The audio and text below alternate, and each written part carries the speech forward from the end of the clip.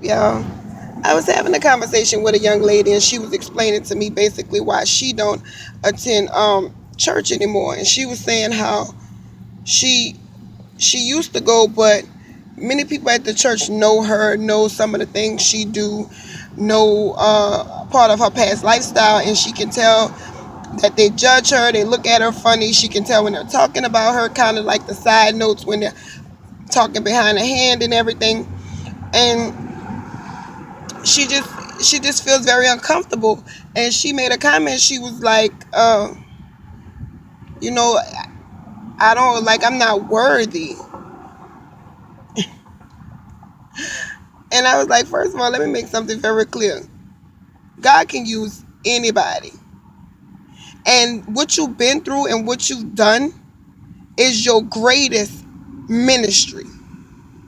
Don't ever let anyone make you feel like you went too far where God can't reach you, or you went too low where God can't pick you up. The devil is a lie. God can use any and everybody, because guess what? He used them. He picked them up and turned them around. And if they're doing what you say they're doing, he got a lot more work he's doing on them. But for my good Christian people, we got to stop making people feel like they're less worthy than the gospel of Jesus Christ. We all have sinned and fall short of God's glory. We all need forgiveness, and we're all making it by grace and mercy. We're all making it daily by grace and mercy, and none of us are, should I say, saveder than the other. Where we can look down on somebody because some of the reasons why we're not doing some of the things other people done is because either we did them before, or God is holding us and keeping us. Or maybe we're doing different things from them. Just because we're not sinning alike don't mean we're not sinning at all. Let's keep that all the way 100. We just sin differently. So don't judge them because they sin differently from you. But my point in this video is to say, you never know who God can use. And don't ever feel like you're not worthy of being used by God. Let me tell you something. Moses was a murderer. And that's the same Moses that freed all those slaves from Egypt. So don't ever think God can't use you. Paul, read Timothy 1 and 15.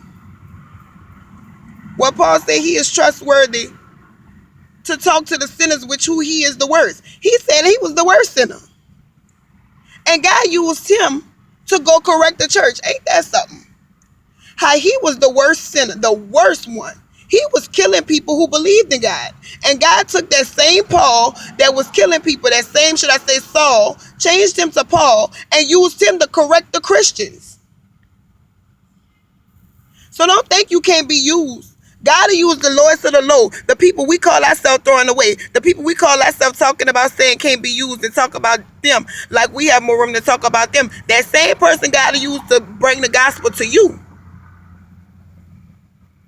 Because the same person that was prosecuting Christians was the same person that had to come correct the Christians.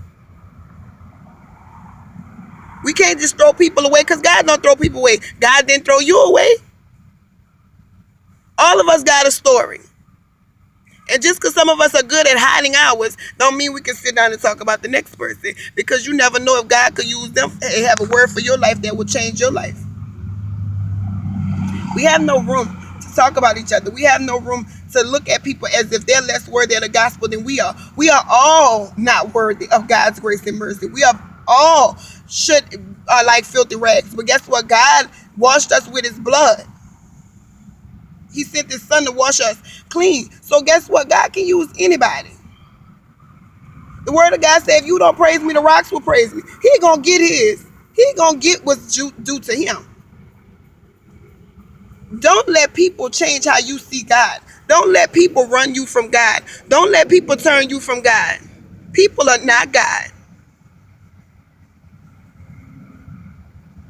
If you like that church and you was being fed at that church, or you find a church home that's feeding you, don't ever let people turn you away from how you see God. Because trust and believe that same God needs to be convicting them, and they need him just as bad as you. You don't look to people. You don't worry about what people got to say. Sometimes the reason we're missing God is because we got our eyes too much on people.